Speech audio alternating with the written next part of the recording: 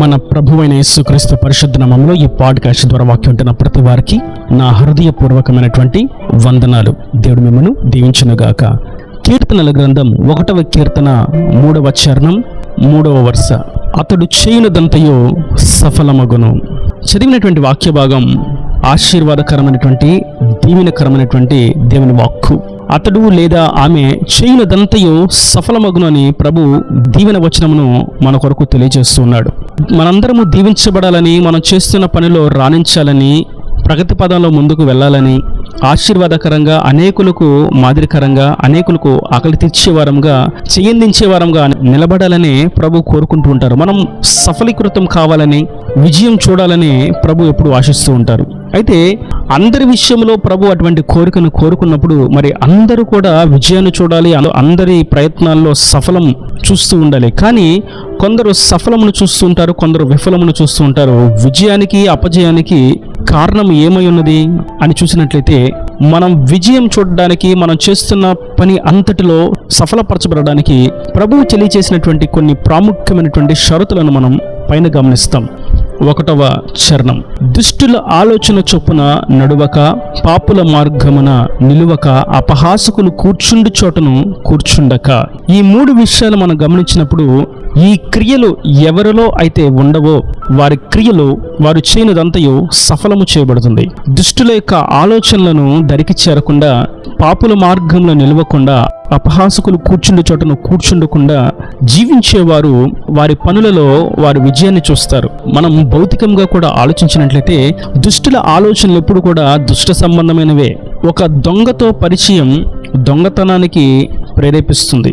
ఒక డ్రగ్స్ అంటే ఒక మాదక ద్రవ్యానికి బానిసైనటువంటి వానితో సహవాసం ఈ వ్యక్తిని కూడా ఆ మాదక ద్రవ్యాలను తీసుకునేలాగా ప్రేరేపిస్తుంది. ఒక కోపిష్టితో సహవాసం ఈ వ్యక్తిని కూడా కోపోద్రికునిగా చేస్తుంది. అందుకే పరిశుద్ధ లేఖనాల్లో మనం మరొక విషయాన్ని గమనిస్తాం.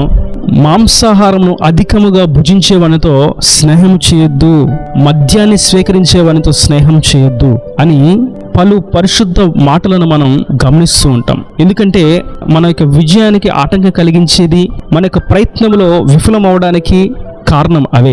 ఎందుకంటే దుష్టుని ఆలోచన ఎప్పుడు కూడా దుష్ట సంబంధమైనదిగానే ఉంటుంది. అపవాది యొక్క ఆలోచనలు ఎప్పుడు కూడా అపరాధానికి గురి చేస్తూ ఉంటాయి, అపహాస్యానికి గురి చేస్తూ ఉంటాయి, అవమానానికి గురి చేస్తూ ఉంటాయి. మరియు పాపుల మార్గమున నిలువక అని అన్నప్పుడు పాప సంబంధమైనటువంటి క్రియల యొద్ద మనము నిలబడకూడదు.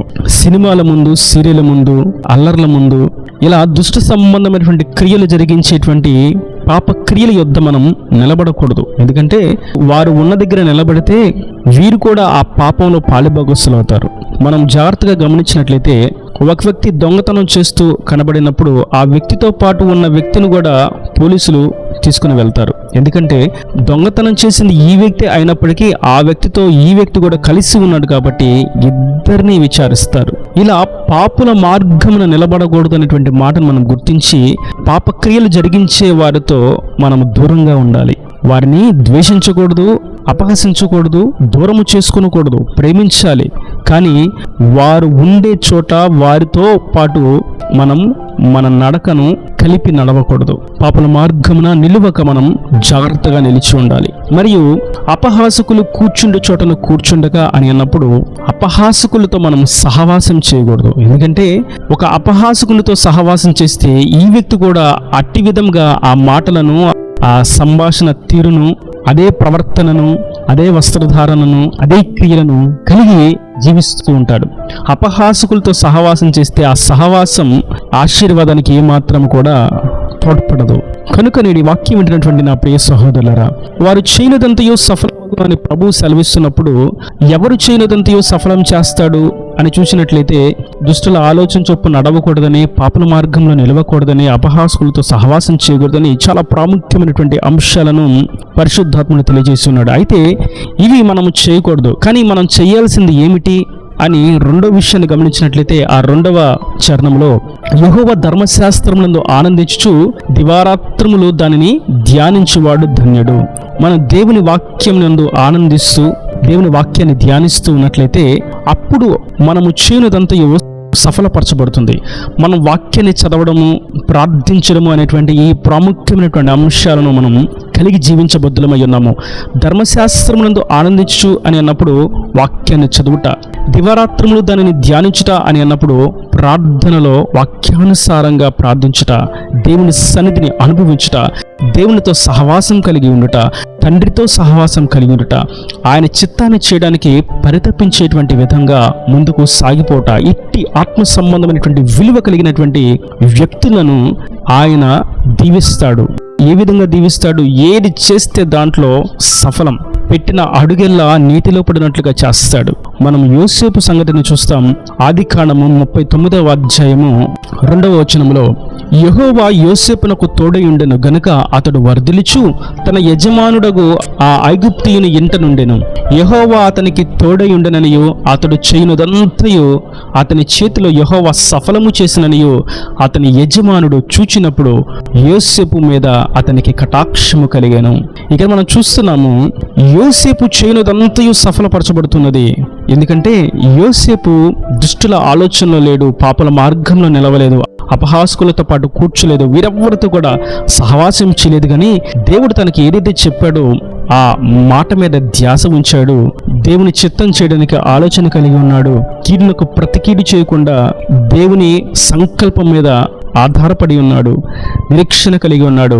దేవుడు చూస్తున్నాడు అన్నటువంటి భయముతో, భక్తితో తన మనుగడను కొనసాగిస్తూ ఉన్నందు చేత అతడు ఏది చేసినా సరే అందులో అతడు సఫలము చేయబడుతూ ఉన్నాడు. మరియు 23వ వచనంలో ఇంకో విషయాన్ని గమనిస్తాం. యెహోవా అతనికి తోడయుండెను గనుక ఆ చెరసాల అధిపతి అతని చేతికి అప్పగింపబడిన దేనిని గూర్చి విచారణ చేయక ఉండెను. అతడు చేయునది యావత్తు యెహోవా సఫలమగునట్లు చేసెను.